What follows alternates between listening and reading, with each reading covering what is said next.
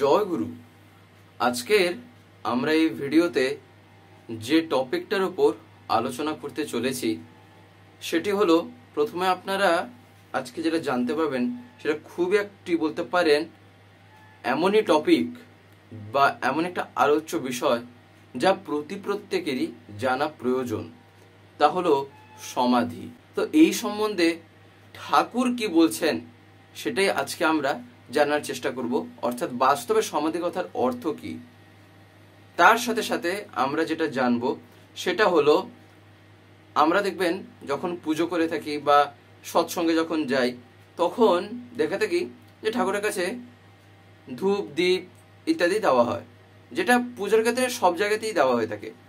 এবারে ঠাকুরের সামনে যে আমরা ধূপ দিয়ে থাকি, কটা ধূপ দিতে হয় তা হয়তো আমরা অনেকে নাও জেনে থাকতে পারি বা অনেকে হয়তো জেনেও থাকতে পারি। তো সেটা কটা দিতে হয় এবং কেন দিতে হয় সেটাও আজকে আমরা জানবো যুক্তিযুক্ত ভাবেই। তো যাই হোক, আজকের এই ভিডিওটা এবার আমি শুরু করার আগে আপনাদের কাছে একটি কথা অনুরোধ করছি, ভিডিওটিতে আপনারা সম্পূর্ণভাবে যুক্ত থাকার চেষ্টা করবেন। আশা করি দিলে আজকের এই যে টপিকটি আপনারা দিলে নিঃসন্দেহেই বুঝতে পারবেন। আমরা এই যে সমাধি কথাটা যে বলি,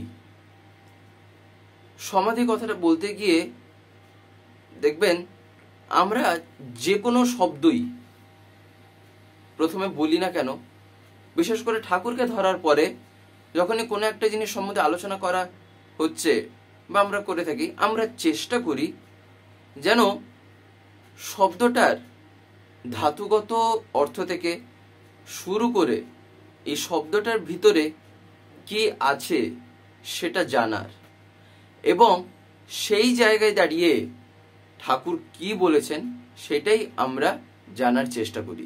অর্থাৎ যা আবার যুক্তিযুক্ত ভাবেই কিন্তু প্রযোজ্য হয়েই থাকে ঠাকুরের কথাগুলি, তাই সেগুলো বোধগম্য হয়ে যায়।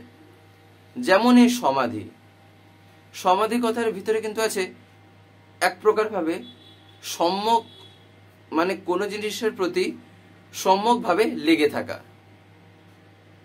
দেখবেন ঠাকুর একদিনই সমাধি নিয়ে বলছিলেন, সমাধির কথার ভিতরে তো এই সম্যক কথাটা আছেই আছে, অর্থাৎ এমনই একটা জিনিস যেখানে কোনো জায়গায় মনটা তো সমভাবে লেগেই রয়েছে। আরেকবার শ্রী শ্রী ঠাকুর এই সমাধি নিয়ে বলেছিলেন, সমাধি হলো ইন্টিগ্রেটেড সলিউশন, কিন্তু আমরা ভাবি ইন্টিগ্রেটেড সলিউশনটি কিন্তু আলটিমেট, বাস্তবে তা না। ঠাকুর বলছেন সমাধি হলো ইন্টিগ্রেটেড সলিউশনের পরের যে অবস্থাটা, অর্থাৎ সমাধি হচ্ছিল তাই যখন সংহত সমাধানের পর যে অবস্থাটা বাস্তবে হয় সেই অবস্থাটাকে, সেই স্টেটটাকে বলা হচ্ছে সমাধি। অর্থাৎ সেই অবস্থাটা যখন একটা কারোর ভিতরে দেখা যায়, সেই বডিটাকে তখন বলা হয় সে তখন সমাধিস্থ হয়েছে। সেখানে আবার কিন্তু একটা আত্মারও সম্পর্ক আছে। এই যে আমাদের বডিটা যে চলছে, বা ধরেন যেমন এই যে লাইট যে জ্বলছে, বা এই যে ফ্যান যে চলছে, এগুলো বাইরে থেকে দেখলে কিন্তু মনে হয় এক একটা জিনিস, কিন্তু এগুলির ভিতরে প্রাণ সঞ্চার কখন হয়? বা এই লাইটটা যে আলো দিচ্ছে, এই আলোটা সে কখন দিচ্ছে? ফ্যান তো আছেই আছে, কিন্তু ফ্যানটা ঘুরছে কখন? যখন তার ভিতরে কারেন্টটা ফ্লো হচ্ছে। অর্থাৎ কোনো একটা জিনিস বাইরে থেকে যখন তার ভিতরে একটা ইম্পার্ট হয় তখনই তা কিন্তু কার্যকরী হয়ে থাকে, না হলে সেই জিনিসটা মনে হবে যেন যা ছিল তাই আছে, সেখানে কোনো ক্রিয়া দেখা যাচ্ছে না। আমাদের বডি বা আমাদের দেহটাও ঠিক তাই। আমাদের দেহটা দেখবেন বাস্তবে যখন মানুষ মারা যায় তারপরে তার দেহটা একদম অসাড় হয়ে পড়ে থাকে কেন, একদম নিথর হয়ে, তার কারণ সেই সময় তার ভিতরে যেমন এই লাইটের ভিতরে কারেন্ট ফ্লো না হলে আমরা যেমন লাইট দেখতে পাই না, তেমনি সেই সময় বডির ভিতরে সেই আত্মা বলে যে জিনিসটা বা সোল, সেই সময় তার ভিতরে সে ক্রিয়া করে না, সেই জন্য বডিটা সেই অবস্থায় থাকে। কিন্তু সমাধি অবস্থাটা একটু আলাদা। সেখান থেকে সমাধি হলো এমনই একটা জিনিস যেখানে মানুষের অবস্থাটা এমনই হয়ে থাকে, তার ভিতরে এমনই ক্রিয়া দেখা যায়, মনে হবে যেন মানুষ মরে গেলে যে অবস্থায় পুরো সেই অবস্থা, সব সেই লক্ষণই যাবে, কিন্তু তা সত্ত্বেও তার মুখ থেকে অনর্গল কথা বেরোবে। শুনে মনে হবে কি সব আনসাইন্টিফিক কথা বলা হচ্ছে, বা এগুলো আবার কেমন ধরনের কথা, তাই না? কিন্তু বাস্তবে এখানে সায়েন্স আছে। কিসের সায়েন্স? ঠাকুর বলছেন মানুষ মনে করে সমাধি হলে মানুষ বই আচ্ছন্ন হয়ে পড়ে, কিন্তু ঠাকুর বলছেন তা না। অর্থাৎ যে কথাটা একটু আগে বললাম, ঠাকুর বলছেন দিয়ে কি তাহলে সমাধি ব্যাপারটা কি না, কোনো জিনিস চিন্তা করতে করতে কোনো প্রশ্ন বা কোনো সমস্যার সম্পূর্ণ সমাধান হলে, অর্থাৎ সম্যক ধারণা হলে মনে মনে যে তৃপ্তির বোধটা জাগে, যে আনন্দের আবেশটা আসে, সেই অনুভূতিটাই হচ্ছে সমাধি। সমাধি কিন্তু আবার নানা রকম ভাবে হয়। একরকম ভাবে সমাধি হয় তা কিন্তু মোটেই না, তার বিভিন্ন আবার ফেজ আছে। প্রত্যেকটা জিনিসের কিন্তু বিভিন্ন ফেজ। এটা শুধু যে সমাধির ক্ষেত্রে তা কিন্তু না। কোনো একটা বিষয়ের, এবারে তা যাই হোক না কেন, একটা বিষয়ের পুরো বিশ্বের সবগুলি ফেজ, অর্থাৎ ইউনিভার্সের সবগুলি দিক যখন জানার মধ্যে, বোধের মধ্যে ধরা দেয়, তখনই ক্ষণিক সমাধি হয়ে থাকে। একটা বিষয়ের, ইউনিভার্সের সবগুলি দিক একটা বিষয়ের। তাই বলে সমাধিতে অনন্ত জ্ঞানের ভান্ডার খুলে যায়। এই জন্যই বলা হয় যে সেই অবস্থায় মুখ থেকে যে কথাগুলো বেরিয়ে যায়, সেগুলি এমনকি নিজের আওতার মধ্যেও সেক্ষেত্রে থাকে না। সেক্ষেত্রে এমনই সব কথা বেরোয় যেগুলি বাস্তব কথা, এবং সেই কথাগুলি একদম ট্রু ফ্যাক্ট। তার কারণ কি? তার কারণ সেই অবস্থা, দেখবেন এই যে আমরা এই অবস্থায় যে আছি, মানুষ যে বলছে একটা কিছু করছে, মাথায় একটা চিন্তা চলে, এখন এই কথাটাকে বলবো, একটু মানে যেটা সত্যি কথা এটা বলবো না মিথ্যে কথা এটা বলবো, একটা মানুষের মধ্যে একটা সেন্স কাজ করছে, বা সেই এটা হচ্ছে। কিন্তু সমাধি অবস্থাটা কি? সেক্ষেত্রে ওইসব জিনিস না, যেটা বাস্তব সত্য, যে জিনিসটা চিন্তা করতে করতে এমনই তার সমাধানে পৌঁছানো হয় যে সেই জায়গায় আর কোনো বাধা নেই, সেই জিনিসটাই হচ্ছিল সমাধি, ঠাকুর বলছেন। তাই সেই জায়গায় দাঁড়িয়ে জ্ঞানের সমস্ত ভান্ডার এই জন্যই খুলে যায়। আর শুধু যে ইন্টেলেকচুয়াল সলিউশন হলে মানে যে সমাধি হলো তা কিন্তু মোটেই না। ইন্টেলেকচুয়াল সলিউশন মানে বৌদ্ধিক সমাধান, অর্থাৎ বুদ্ধির দ্বারা সমাধান, তা কিন্তু না। উইথ সেন্সেশন বোধ করা চাই, মানে বোধে, সেটা আমার বোধেও যেন আমি সেটা বোধ করতে পারি, অর্থাৎ ফিল করতে পারি। আর সব কিছু কিন্তু ইষ্টে সার্থক হওয়া চাই। ইষ্টে বলতে মঙ্গলে। একটা কথা আমাদের মাথায় রাখা দরকার, যখনই আমরা আলোচনা বা যাজন বা যাই বলা না কেন শুনছি, সেক্ষেত্রে যখন ইষ্ট কথা আসছে সদা সর্বদা মাথায় ঢুকিয়ে দিতে হয় তার মানে মঙ্গল। তার কারণ ইষ্ট কথার অর্থ ছিল মঙ্গল। যে আমরা বলছি ইষ্টানুরাগ চলন, মানে কি? মানে মঙ্গলের জন্য যে চলনাটা হবার প্রয়োজন, সেটাই হচ্ছিল ইষ্টানুরাগ চলন। আমার ইষ্ট প্রতিষ্ঠা মানে মঙ্গলের প্রতিষ্ঠা। আমার ইষ্ট স্বার্থ মানে বাস্তবে যেটা মঙ্গল বা যেভাবে মঙ্গল হওয়া যায় তার জন্য যা যা করণীয়, সেটাকেই যখন স্বার্থ আমি মেনে নিই আমার, সেটাকে বলা হয় ইষ্ট স্বার্থ। এরকম করে ভাবতে হয়। তো যাই হোক, ঠাকুর এই যে বললেন সবকিছু কি হওয়া চাই না, ইষ্টে সার্থক হওয়া চাই। আর সমাধির সঙ্গে সঙ্গে কিন্তু আসে আবার কর্ম। যে সলিউশন আমি পেলাম সেই অবস্থায়, বা সেই অবস্থায় যেটা পাওয়া গেল, তাই তখন কার্যে পরিণত করতে হয়, অর্থাৎ ওয়ার্কআউট করতে হয়, রূপায়িত করতে হয়। তখন আপনার কিছুই বাদ যাবে না। যদি ব্যবসাবাড়ি যে থাকেন, পেন্সিল ছুঁড়ে থাকেন বা কুল খেয়ে থাকেন, সব কিছু থাকবে, উইথ মিনিং হাজির হবে, অর্থাৎ অর্থ সহ হাজির হবে সেই অবস্থাতেও, ঠাকুর বলছেন। দিয়ে ঠাকুর একটা কথা বলেছিলেন, এই বিশ্বে যা আছে, ইউনিভার্সে যা আছে, আপনার মতো করে সব কিছু জানতে হবে ইষ্ট স্বার্থ প্রতিষ্ঠার জন্য। মানুষ মাত্রেই মধ্যে রয়েছে নিরতিশয় সর্বগত বীজ, যেটা নিয়ে কিছুদিন আগেই বলেছিলাম যে সর্বগত বীজ কাকে বলে। ঠাকুর যে বলেছিলেন সর্বগত বীজ কথাটার ভিতরে আছে মানে সেই আকারে যে বীজটা থাকে, সর্বগত আকারে যে বীজটা থাকে তাকে বলে সর্বগত বীজ। তাই ঠাকুর বলছেন মানুষের ভিতরে বা মানুষ মাত্রেই তার মধ্যে রয়েছে নিরতিশয় সর্বগত বীজ। সে যার সংস্পর্শেই আসুক না কেন তা কিন্তু সে জানতে পারে। ঠাকুর বলছেন আমি এত কথা বলি কি করে, তাই না?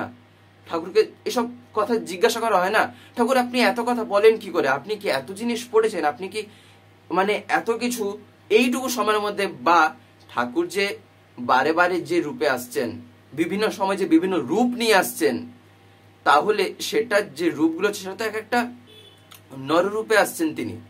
এবারে যখন নররূপে আসছেন একটা বিধির বিধানে তিনিও আসছেন, মানে একটা সময় পরে তিনিও সেই দেহটাকে ছেড়ে তারপরে যেমন নর্মাল যে অসীম যে আমরা বলে থাকি সেই অবস্থায় আবার যাচ্ছেন। নইলে বাস্তবে তিনি যা সেটা কি তা হচ্ছেন অনন্ত অসীম। কিন্তু ঠাকুর একটা বানিয়েছে না, অসীম যখন সসীম হয়ে সীমাতে লন স্থান, বৃত্তিভেদী টান হলে তুই দেখবি ভগবান। তাহলে সেই সসীম রূপে যখন আসছেন তিনি, তার মানে একটা নর্মাল মানুষের ভিতরে যা যা দেখা যাবে তার মধ্যেও তাই তাই দেখা যাবে, কিন্তু সে সাধারণ হয়েও অসাধারণ ব্যক্তিত্ব নিয়ে তিনি থাকেন। তাই তিনিও যে দেহ নিয়ে আসেন একটা সময় পরে সেটাও ছাড়তে হয়। সেটাই ঠাকুর বলছেন যে আমি এত কথা বলি কি করে, তা হচ্ছিল সব তো রিয়েলাইজড ফ্যাক্টস এর উপর বেসড, অর্থাৎ অনুভূত তথ্যের উপরে সব প্রতিষ্ঠিত। এইসব জিনিস কিন্তু খুবই বোঝার। এবারে হয়তো আমরা ভাবছি ঠাকুর তো এবারে যে এলেন, নিশ্চিত আমরা সবাই জানি ঠাকুর কবে এসছেন, কবে ঠাকুর দেহ রেখেছিলেন, তাহলে ওইটুকু সময়ের মধ্যে ঠাকুর এত কথা এত জিনিস ঠাকুর অনুভূতি হয়ে গেল, এত অনুভব হয়ে গেল। বাস্তবে দেখবেন একটা জিনিস আছে, সেটা কি বলেন তো, সেটা হলো স্মৃতিবাহী চেতনা। এবং আরো যে কয়েকটি জিনিস আছে সেগুলো প্রত্যেকটা একটার সাথে আরেকটা কিন্তু পরস্পরভাবে যুক্ত। এই যে কয়েকটা জিনিস, স্মৃতিবাহী চেতনা, পুনর্জন্ম কি, সৌরভ শক্তি কি, যেটাকে বলা হয় লিবিডো, সেই সব জিনিস কি, এগুলো একটা মানুষের ভিতরে যখন সম্পূর্ণভাবে বহিঃপ্রকাশ হয়ে যাবে, তখন ঠাকুর এই কথাটা নিজে বলেছিলেন, আমি চাই তোমরা এক একজন মানে ঠাকুর হয়ে ওঠো। মানেটা কি ঠাকুর হয়ে ওঠো মানে কি? ঠাকুর হয়ে ওঠো মানে ঠাকুরত্ব নিজের ভিতরে জাগিয়ে তোলো, তাই না? এটা হচ্ছিল একটা ফিল্ড, খেলার জায়গা, যেখানে যে যেমন ভাবে ব্যাটিং করবে, যে যেমন ভাবে বোলিং করবে, সেই ফিল্ডে ততটাই এগিয়ে যাবে। তাই এই যে জগৎ, এটা ছিল সেই কর্মজগৎ।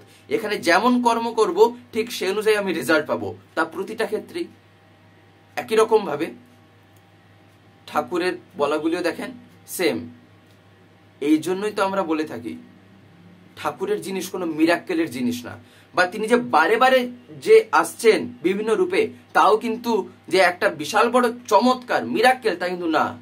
এইগুলো বলে উল্টারও মানুষের মধ্যে একটা মানে ভয়াবহতার সৃষ্টি করা হয়। তিনি তো বারে বারে আসছেন, কেন আসছেন? বাঁচাবাটার তাগিদেই, অর্থাৎ একটা মানুষ, একটা সত্তা কিভাবে ভালো মতন করে বাঁচবে, বাড়বে, সেই জিনিস নিয়েই যখনই তিনি বুঝছেন যে যখনই সে বাঁচাবাটার ভ্রান্তি হচ্ছে, যখনই বেকায়দায় মানুষ পড়ছে, তখনই তাকে সেই সমস্যার সমাধান নিয়ে তাকে বারে বারে আসতে হচ্ছে। আমরা এই যে আলোচনাগুলো শুনছি বা দেখছি, একটা জিনিস লক্ষ্য রাখা দরকার, আমরা কি প্রত্যেকদিন এই ভিডিওগুলো পাই এই স্বস্তিতীর্থ থেকে বা চ্যানেল থেকে? দেখবেন আপনারা হয়তো অনেকে এমন আছেন যারা ইউটিউব খোলার পরে এরকম স্ক্রল করেন, দিলে আপনারা দেখতে পান। কিন্তু আপনাদের যদি ডেলি তার কথা শুনতে হয়, প্রত্যেকদিন যদি শুনতে হয় পরমপিতার কথা বা বিভিন্ন ঘটনা বা দর্শনের উপর আলোচনা, তাহলে আপনাকে তো চ্যানেলটাকে সাবস্ক্রাইব করে রাখতে হবে, যেটা অনেকে আমি দেখতে পাই হয়তো করতে জানেন না। বিশেষ করে যারা একটু বয়স্ক আছেন বা যারা মানে এতটা এক্সপার্ট নন মোবাইলের ক্ষেত্রে, তাদের কাছে আমি বলছি আপনারা যদি না পারেন তাহলে বাড়িতে যারা ছোটরা আছে তারা এইসবে একদম পুরো মাহির, এক্সপার্ট, হাতের খেলা তাদের কাছে। তাদেরকে বলবেন, তারা করে দেবে।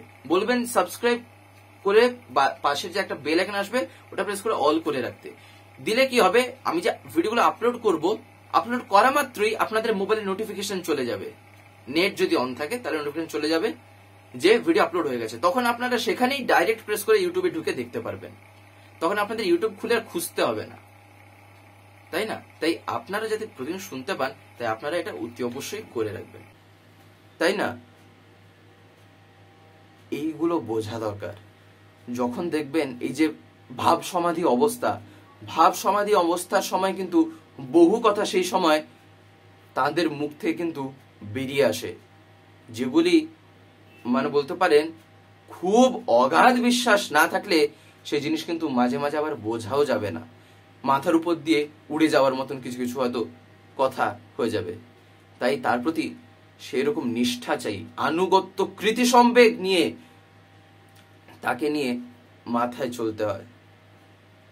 আমি এমনই হব যেন আমার এই চাল চলন আচার ব্যবহার দেখে যেন তিনি প্রীত হন, যেন তিনি খুশি হন, আমার আচার্য যেন খুশি হন।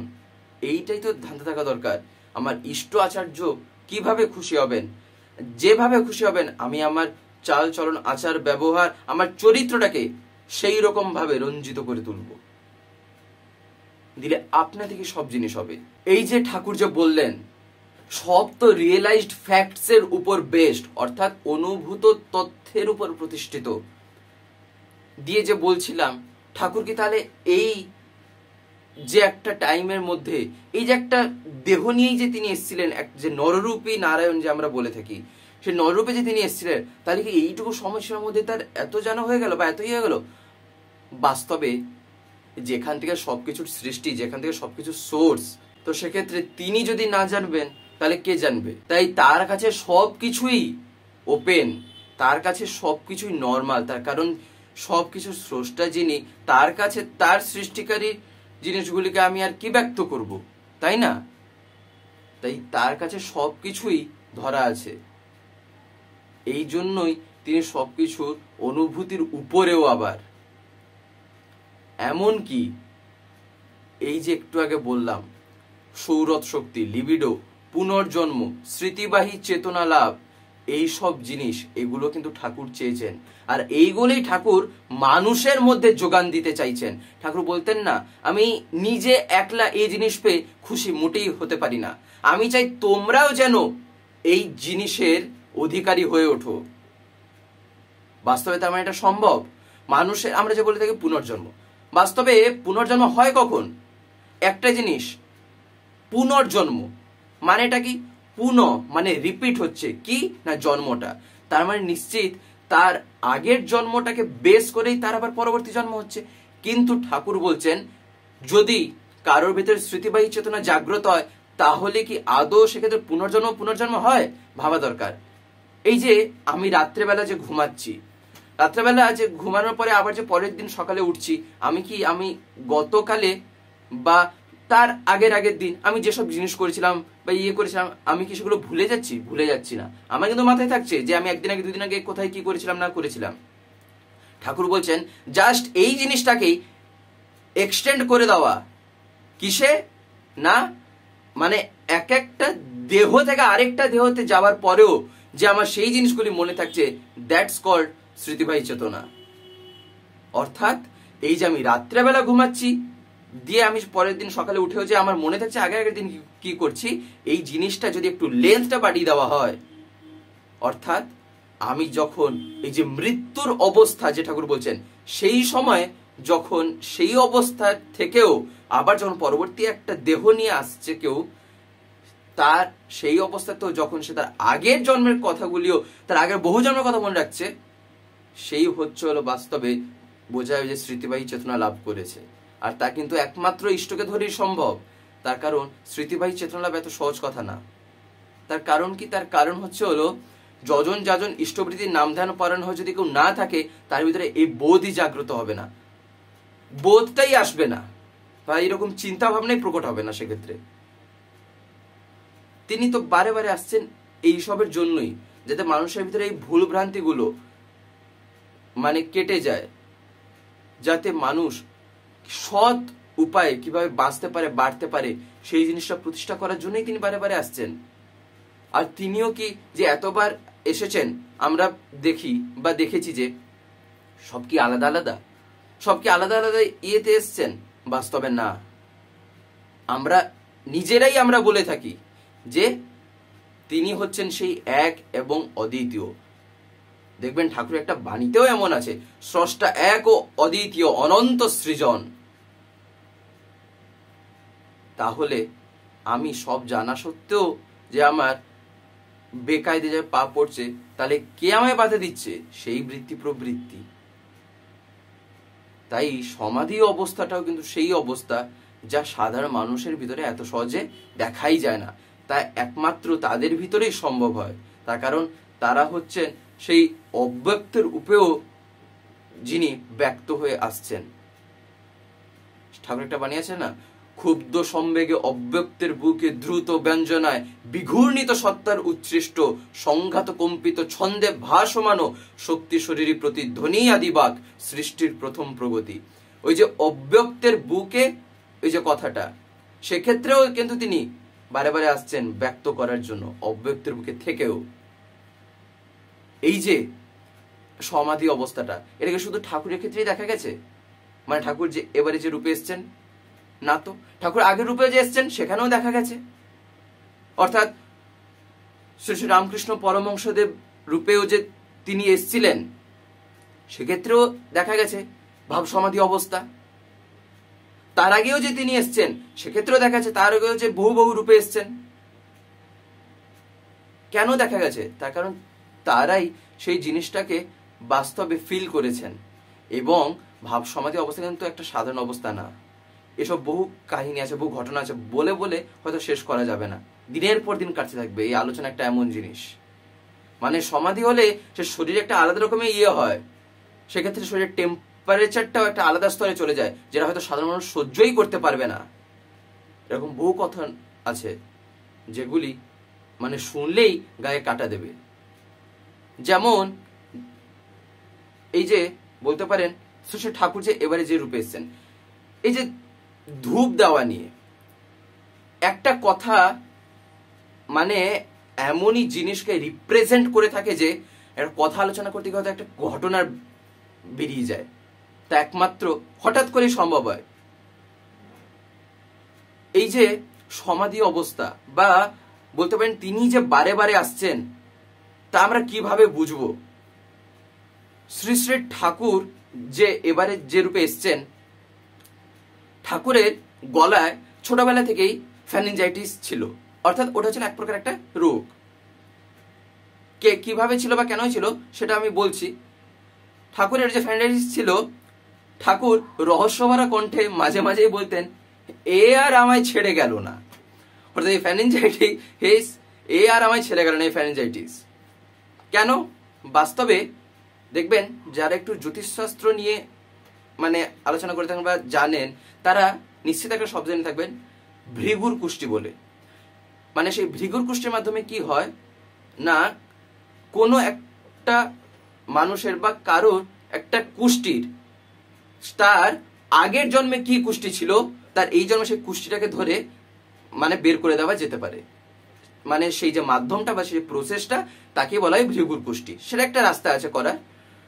সেই ভৃগুর কুষ্টি ঠাকুরের ক্ষেত্রেও করা হয়েছিল। মানে একজন বিশাল বড় জ্যোতিষী আর কি, সেই সময় ঠাকুরের যখন সশরীরী ছিলেন, সেই সময় তিনি কি করেছিলেন, ঠাকুরের কুষ্টিটাকে নিয়ে তিনি কি করেছিলেন, ভৃগুর কুষ্টির যে প্রসেসটা হয় তার মাধ্যমে ঠাকুরের কুষ্টিটাকে তিনি ঘুরিয়েছিলেন। অর্থাৎ আগের জন্মে ঠাকুরের কি ইয়ে ছিল, ভৃগুর কুষ্টির মাধ্যমে দেখা যাচ্ছে, মানে তিনি বলছেন ঠাকুরের আগের জন্মের কুষ্টি যা পাওয়া যাচ্ছে, ভগবান শ্রী শ্রী রামকৃষ্ণ পরমহংসদেবের কুষ্টির সাথে হুবহু মিল খেয়ে গেছে, সেই জ্যোতিষী বলছেন আর কি। কিন্তু যত যাই বললে কি হবে, ঠাকুর তো ঠাকুর, তিনি যতবারই এসছেন কোনোবারই এত সহজে তিনি ধরা দেন না। ঠাকুর দিয়ে বলছেন কি বলে, কোথায় রামকৃষ্ণ পরমহংসদেব আর কোথায় আমি, এইরকম বলেই ঠাকুর কথাটাকে এড়িয়ে দিতেন। মানে ইয়ে করতেন না, কিন্তু যে জানে সে তো আর জানে, তাই না, যার বিশ্বাস যেরকম। এবারে যার ফলে কি হয়েছে, সেই আমরা দেখবেন একটা কথা সবাই জানি, এটা প্রত্যেকেই আমরা জানি, শ্রী শ্রী রামকৃষ্ণ পরমহংসদেব যে সময় দেহ রেখেছিলেন তার গলায় যে ক্যান্সার হয়েছিল, অর্থাৎ ক্যান্সার যে ছিল, তাই সেইটা তার পরবর্তী রূপ, অর্থাৎ ঠাকুর যে এবারে এসছেন সেই জিনিসটা কিন্তু একটা সূক্ষ্ম আকারে থেকে গেছে ফ্যানিনজাইটিস হয়ে। সেটা একটা এমনই রোগ, সেক্ষেত্রে মানে কোনো ধোঁয়া বা কোনো কিছু ইয়ে হলে একটু কাশি হতো গলায়। এই জন্যই ঠাকুরের কাছে কিন্তু একটাই ধূপ দেওয়া হয়। এমনকি আপনারা জানেন কিনা আমি জানি না, আমি এটা শুনেছি তাই বলছি আপনাদের, ঠাকুর যখন সশরীরে ছিলেন সেই অবস্থাতেও ঠাকুরের কাছে ধূপ দেওয়া হতো, ঠাকুরের মানে ইয়েতে ধূপটা দেওয়ার পরে ধূপটা একটু দূরেই রাখা হতো, ঠাকুরের কাছে রাখা হতো না, কারণ সেই ধোঁয়াটা গেলে ঠাকুরের কাশি হতো, তাই ধূপটাকে দূরে রাখা হতো। আর একটাই ধূপ জ্বালানো ইয়েছিল, এটাতে আমাদের মাথায় রাখা দরকার। আমাদের একটা নতুন চ্যানেল খোলা হয়েছে যার নাম হচ্ছিল স্বস্তি পিওর ভেজ। অনেকেই অবগত আছেন বা অনেকে হয়তো জানেন না, যারা যারা নতুন নতুন দেখছেন, তাই জন্য আমি বলছি। সেখানে সম্পূর্ণ নিরামিষ খাদ্যাদি আপলোড করা হয়। এই ইউটিউবে চ্যানেল আছে, দেখবেন স্বস্তি পিওর ভেজ। এমনকি ডেসক্রিপশনে আমি তার লিঙ্কও দিয়ে রেখেছি সেই চ্যানেলে, আপনারা অতি অবশ্যই গিয়ে চ্যানেলটিকে একবার দেখবেন। আশা করি আপনাদের দারুণ লাগবে, তার কারণ সম্পূর্ণ ঘরোয়াভাবে রান্নাগুলো পোস্ট করা আছে, তাও আবার নিরামিষের উপর, এমনকি পেঁয়াজ রসুন ছাড়া, অর্থাৎ no onion no garlic, pure veg. আপনাদের ভালো লাগবে, তাই আপনারা অতি অবশ্যই গিয়ে দেখবেন, এবং যদি ভালো লাগে তাহলে চ্যানেলটিকে অতি অবশ্যই সাবস্ক্রাইব করে পাশে বেল আইকন প্রেস করে অল করে রাখবেন। তো যাই হোক, আজকের এই ভিডিওটা এবার আমি এখানেই শেষ করব। শেষ করার আগে আপনাদের কাছে একটি কথা বলবো, যদি আজকের এই ভিডিওটি আপনাদের ভালো লেগে থাকে তাহলে একটি লাইক করে দেবেন, সবার ভিতর শেয়ার করে দেবেন, কেমন লাগলেও নিচে একটি কমেন্টে লিখে জানাবেন। আর যদি চ্যানেলটিকে এখনো সাবস্ক্রাইব করে না থাকেন তাহলে অতি অবশ্যই চ্যানেলটিকে সাবস্ক্রাইব করে পাশের বেল আইকন প্রেস করে অল করে রাখতে একেবারেই ভুলবেন না, আরো এরকম বিভিন্ন নতুন এবং ইন্টারেস্টিং ভিডিও সবার আগে পাওয়ার জন্য। জয় গুরু, বন্দে পুরুষোত্তম।